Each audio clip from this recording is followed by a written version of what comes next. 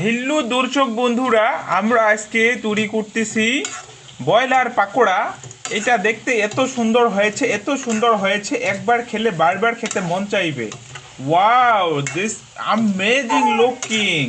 কি কি খাইবেন আমারে বলেন, আমি লইয়া যাইম। ইহা অনেক সুন্দর একটি দেখতে সুস্বাদু খাবার। এটি খেতে হবে আপনাদেরকে সস দিয়ে। এই খাবারটা আমার অনেক ফেভারিট একটা খাবার, তবে ব্রয়লারের মাংস দিয়ে। আপনারা হয়তো বা জানেন না যে ব্রয়লার কত সুন্দরভাবে রান্না করা যায়। জাস্ট দেখেন, ওয়াও, একদম পেঁয়াজুর মতো লুকিং লুকিং হয়ে গেছে। পেঁয়াজুর সাথে মনে হবে যে ওয়াও। আপনারা জাস্ট একবার ট্রাই করেই দেখবেন, তেমন কিচ্ছু করতে হয় না। রান্না করা ব্রয়লার মাংসটা ভাঙে নেবেন, আর একটু বেসন দিয়ে ফেটে নিয়ে মাখে নিয়ে সরাসরি তেলে গরম গরম কড়াইয়ে দেওয়া মাত্রই দেখবেন জাদু। ওয়াও, কত সুন্দর একটা রান্না হচ্ছে।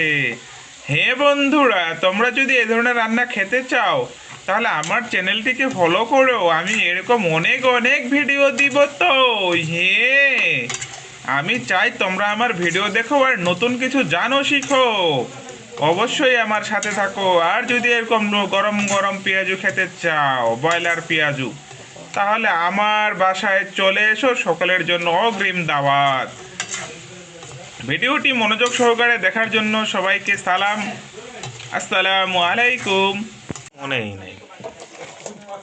তোমাকে যে বলছিলাম তো শ্যাম্পু আনিও তো। শ্যাম্পু পানাই গোসলার সময় না? আনি থো ছিল তো তামান তো খুশকুশ খুশকুশ করে মাখো।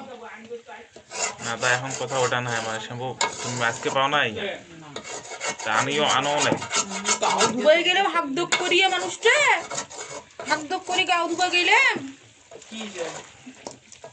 ও আপনার বড় কথা শ্যাম্পু আনি থো, যে শ্যাম্পুটাও আনি থো নাই, কসে যে তুমি পাও নাই, কসে মুই আনি থো তুমি মাখি। ওইটা তো ওই আর ভাজি ভাতটা তো বেশি ভাজি লাই হবে। কি হবে? পেঁয়াজটা তখন নাই হবে। এটা থাকতে ডেক্সিটাতে ঢালি না থাক, সরা থাক।